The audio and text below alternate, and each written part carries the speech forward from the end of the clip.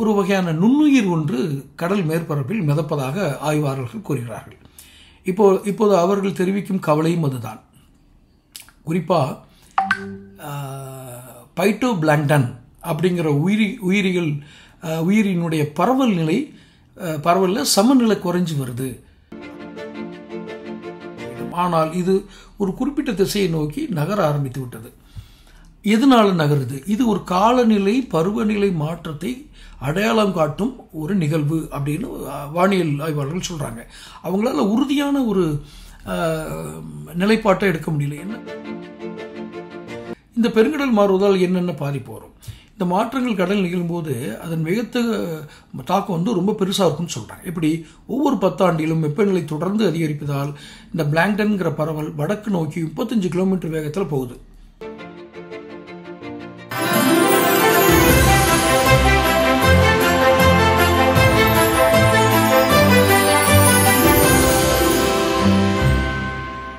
வணக்கம் தமிழகம் டைம்ஸ் நேயர்களே. புவி வெப்பமயமாதல், உலகம் முழுவதும் தட்பவெப்பம் அதிகரிக்கிறது என்பதை குறித்த பல காணொளிகளை நான் என்னுடைய சேனலில் வெளியிட்டிருக்கேன். இது பல்வேறு தரவுகளின் அடிப்படையில் நாம் வெளியிடும் ஒரு செய்தி. அதற்குள் ஒரு புவியை குறித்த நம் எதிர்கால சந்ததியினை குறித்த ஒரு சிறிய அச்சமும் அடங்கியிருக்கும்.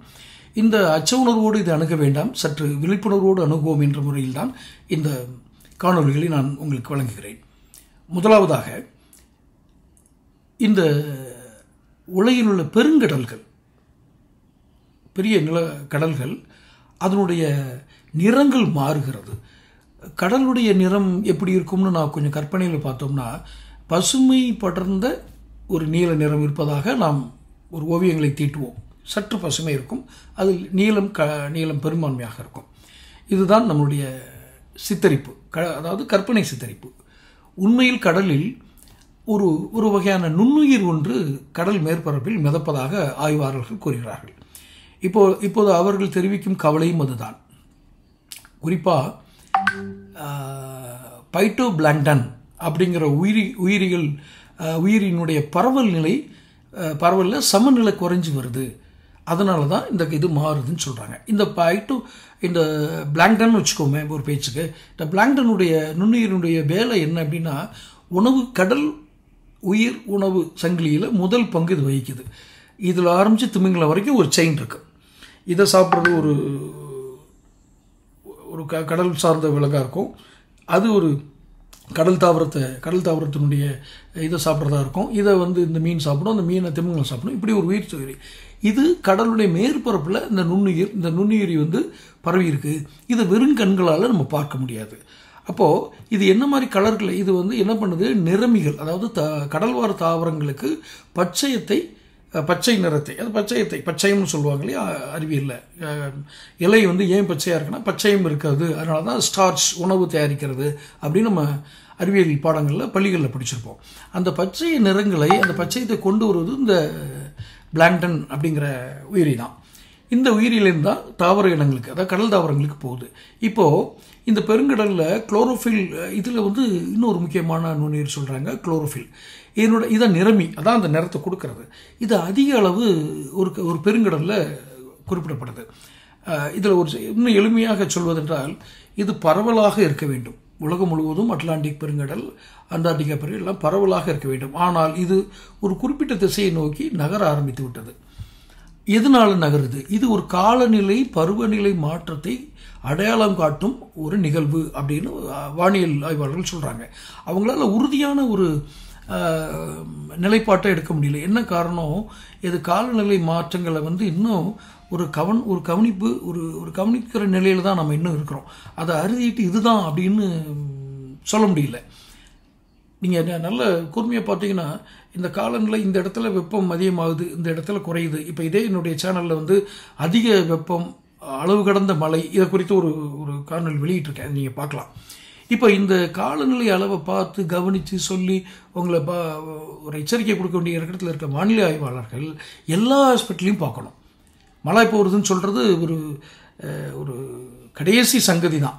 அதுக்கு முன்னாடி நிறைய ஆய்வுகள் நடத்தணும், ஆய்வுகளில் தொகுப்புகள் எடுக்கணும், தொகுப்புகளில் உறுதித்தன்மையை நண்பகத்தன்மையை பாதுகாக்கணும், அதுக்கப்புறம் உறுதியாக சொல்லணும். ஏன்னா ஃபைனல் ரிசல்ட்டை தான்.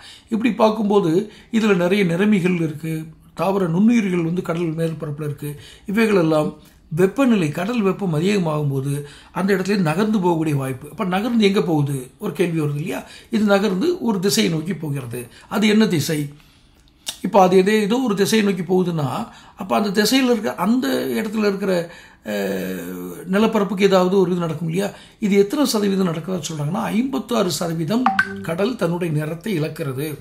அப்போ 56% இழக்கிறது எப்படி கண்டுபிடிக்கிறாங்க? செயற்கைக்கோள்கள் வழியாக தான் கண்டுபிடிக்க முடியும். சாதாரண கண்களால் இதை கண்டுபிடிக்க முடியாதுன்னு சொல்கிறாங்க. அப்போ செயற்கைக்கோள் வழியாக இந்த பிளம்பிங், இந்த பிளாட்மீன், இந்த மாதிரி நிறமிகள், நுண்ணுயிர்கள் இதெல்லாம் கண்டுபிடிச்சு இது எங்கேயோ நகருதுங்கிறத ரொம்ப அதிகமாக நகர்வுகளுக்கு அப்புறம் தான் 56% நகர்ந்துருக்கு. 56% அப்படின்னா கொஞ்சம் குறைவாக பாதிக்கு மேலே. ஆனால் இது பூமியினுடைய நிலப்பரப்பு அப்படின்னு பார்த்தீங்கன்னா பூமியினுடைய நிலப்பரப்பை விட கொஞ்சம் அதிகமான பரப்பளவுக்குள்ளே இந்த இது நகர்ந்து போயிருக்கு. அப்போது இந்த நுண்ணுயிர்கள் நகர்ந்து போகிறதுனா என்ன காரணம்? இயற்கையாகவே நகர்வுகள் என்பது வேறு. இது மிதக்கிற கடலில் மிதந்துட்டு இருக்கிற இந்த நுண்ணுயிர்கள் நகர்ந்து போகுதுன்னா வெப்பம் அதிகமாகும் போது இதனுடைய நகர்வு ஆரம்பிக்கிறதா ஆய்வாளர்கள் சொல்கிறாங்க. இப்போ இது நகர்ந்து போக ஆரம்பிச்சதுன்னா அந்த இடங்களுக்கு தேவையான, அந்த கடல் தாவரங்களுக்கு தேவையான அந்த நுண்ணுயிர்கள் அழியும். அப்போ அது கிடைக்கலைன்னா அந்த இடங்கள் அழியும், தாவர இனங்கள் அழியும். கடல் தாவரங்கள் அழிஞ்சால் என்ன ஆகும்? அதை சார்ந்து வாழ்கிற உயிரினங்கள் பாதிக்கப்படும். இந்த உயிரினங்கள் பாதிக்கப்பட்டால் மாமிச உண்ணிகளாக இருக்கிற உயிரினங்கள் அழிந்து போகும். இதுதான் இந்த செயினில் வர்ற இது. அப்போ இது என்னென்ன இதில் மாற்றம் ஏற்படுது? மெய்நிகர் பூமி அப்படின்னு சொல்கிறாங்க. நாசாவினுடைய அக்வா செயற்கைக்கோளில் உள்ள கருவி வந்து மோடிஸ் அப்படிங்கிற ஒரு கருவி 7 புலப்படும் அலை நீளங்களின் அளவீடுகளே எடுக்கிறது. அதாவது வேவ் லெங்த் ஆஃப் லைட் அதை எடுக்குது. இது கணினி மாதிரியின் அடிப்படையில் முந்தைய ஆய்வுகளில் கைப்பற்றப்பதை விட முழுமையான வண்ண நிறமாலையை, ஸ்பெக்ட்ரம், வண்ண நிறமாலைன்னு சொல்கிறாங்க, ஸ்பெக்ட்ரம் அதை குறிக்குது. இதன் மூலம் கேல் ஆய்வை உருவப்படுத்த ஒரு மாதிரியை உருவாக்கினாங்க. அது என்னது? எங்களிடம் ஒரு மெய்நிகர் பூமி உள்ளது. அங்கு நாம் வரலாற்றின் 2 வெவ்வேறு மாதிரிகளை காணலாம். ஒரு மாதிரியின் காலநிலை மாற்றம் இருக்காது, மற்றொன்றில் கால மாற்றம் இருக்கும். அதாவது விஞ்ஞானிகள் புரிந்ததற்காக அப்படி சொல்கிறாங்க. அப்போது இந்த பூமி காலப்போக்கில் இப்படி தான் மாறும் அப்படிங்கிறத குறிப்பிடுறதுக்காக அப்படி சொல்கிறாங்க. அப்போ கடலில் மாற்றம் ஏற்படுது, கடலில் தானே ஏற்படுன்னு நினைக்க முடியாது. இந்த செயற்கைக்கோள்கள் தங்களுடைய வேலையை செய்ய படம் எடுத்து அனுப்புறதான வேலைகளை இந்த விஞ்ஞானிகள் ஒப்பிட்டு பார்க்குறாங்க. 1999 எப்படி இருந்துச்சு, 2018 எப்படி இருந்தது, 2023 எப்படி இருந்தது, 2024 எப்படி இருக்குது, 2026 எப்படி மாறும்.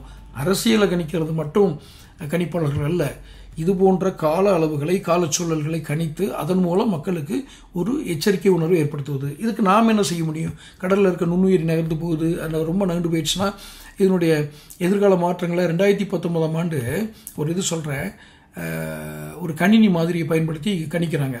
ஆனால் இந்த இயற்கை மாறுபாடுகளின் அளவு மிகவும் பெரியது. கடல் நிறம் காலநிலை மாற்றத்தால் அதிகரித்து வருகிறதா அல்லது குறைகிறதா என்பதை கூறும் கடினமாக இருக்குதுன்னு சொல்கிறாங்க ஆய்வாளர்கள். சரி, இந்த பெருங்கடல் மாறுவதால் என்னென்ன பாதிப்பு வரும்? இந்த மாற்றங்கள் கடல் நிகழும்போது அதன் வேகத்தை தாக்கம் வந்து ரொம்ப பெருசாக இருக்கும்னு சொல்கிறாங்க. இப்படி ஒவ்வொரு 10 ஆண்டிலும் வெப்பநிலை தொடர்ந்து அதிகரிப்பதால் இந்த பிளாங்டன்கிற பரவல் வடக்கு நோக்கி 35 கிலோமீட்டர் வேகத்தில் போகுது. 21 மைல், கடல் மைலில் 21 மைல், 35 கிலோமீட்டர் வேகத்தில் நகருது. இந்த பிளாங்டன் அப்படிங்கிற நுண்ணுயிர் இது நகர்ந்துச்சுன்னா மிதவை பிராணிகளின் பரவலில் மாற்றங்களை ஏற்படுத்தும். இந்த பைட்டோ பிளாங்டனை உண்ணும் சிறிய உயிரினங்கள் பரவல் வெப்பமண்டலத்தில் குறையும். அதே நேரத்தில் துருவ பகுதிகள், வட துருவம், தென் துருவம், அந்த துருவ பகுதிகளில் வெகத்து அளவில் அதிகரிக்கும். அப்போ என்ன ஆகும்? இது ஒன்றோடு ஒன்று இணைந்த உணவு சங்கிலி. பசுமையான கடல் பகுதியான கோஸ், எமரால்டு கோஸ் அப்படிங்கிற மற்றும் அடர் நீல கடல் பகுதிகள் ஒரே இரவில் திடீர்னு நிறம் மாறிடாது. ஆனால் வெப்பநிலை அதிகரிக்கும் போது நிறங்கள் போக்கு மாறுபடும். இது கடலோட நிறம் மாறுதுங்கிறதெல்லாம் இப்போ கவலை. இந்த வண்ணங்கள் மோசமான காலநிலை மாற்றத்தை பிரதிபலிக்கிறது. எல்லாம் எங்கள் கவலை சுற்றுச்சூழல் அமைப்பை பற்றியது அப்படின்னு சொல்கிறாங்க. அப்போ எல்லாம் சுற்றி எங்கே வர்றாங்கன்னா இந்த உலகம் வெப்பமயமாதல் தான். இன்னொரு முக்கியமான பங்கு இந்த நுண்ணுயிருக்கு, இந்த கடல் மேற்பரப்பில் மிதக்கிற இந்த நுண்ணுயிரான பிளாங்டனுக்கு என்ன இது இருக்குன்னா, கார்பன் டை ஆக்சைடு, வளிமண்டலத்தில் இருக்கிற கார்பன் டை ஆக்சைடை உறிஞ்சி அப்சர்வ் பண்ணி கடலுக்குள்ளே கொண்டு போகுது. அப்போ கார்பன் டை ஆக்சைடை குறைக்கிற இந்த நுண்ணுயிரி ஒரு ஒரு குறிப்பிட்ட கடல் பகுதியில் இல்லைன்னு சொன்னால் அங்கே கார்பன் டை ஆக்சைடோட இது அதிகமாகும் வளிமண்டலத்தில். அப்போ அந்த குறிப்பிட்ட நிலப்பகுதியில் வெப்பம் அதிகமாக உணரப்படும். வெப்பம் அதிகமான உணர்வது யாருக்கும் நல்லதில்லை. அதனால தான் புவி வெப்பமாவதை தடுப்பதற்கு பல்வேறு முயற்சிகள். முதல்ல அந்த எமிஷன், கார்பன் எமிஷன், கரியமில வாயு உமிழ்தல் குறைவுங்கிற ஒரு பகுதி எடுக்கிறாங்க. அடுத்து என்ன பண்ணுறாங்க, நிறைய மரங்களை நட்டு அந்த கார்பன் டை ஆக்சைடு அப்சர்வ் பண்ணுறாங்க. அதில் ஒன்று தான் கடல் மேற்பரப்பில் இருக்கக்கூடிய இந்த நுண்ணுயிர்கள். ஸோ இதையும் நம்ம பாதுகாக்கணும்னா வெப்பநிலையை உலக புவி வெப்பமயமாவதில் நாம் தடுக்க வேண்டிய சூழலில் இருக்கிறோம். இது இப்போது நேற்றல்ல, எனக்கு தெரிந்து ஒரு தசாப்தங்களாகவே அதற்கும் மேல் காலங்களாகவே இந்த குரல் ஒலித்து கொண்டே இருக்கிறது. தயவு செய்து இந்த நம்முடைய தமிழம் டைம்ஸ் நேயர்கள், இதை பார்க்கின்ற நேயர்கள் இந்த காணொலியை பரப்பி அல்லது அது இந்த வெளிமண்டல வெப்பத்தை குறைக்கக்கூடிய பயிற்சிகளில் ஈடுபடுங்கள் என்று அன்போடு கேட்டுக்கொள்கிறேன். மற்றும் ஒரு காணொலியில் சந்திப்போம். நன்றி, வணக்கம்.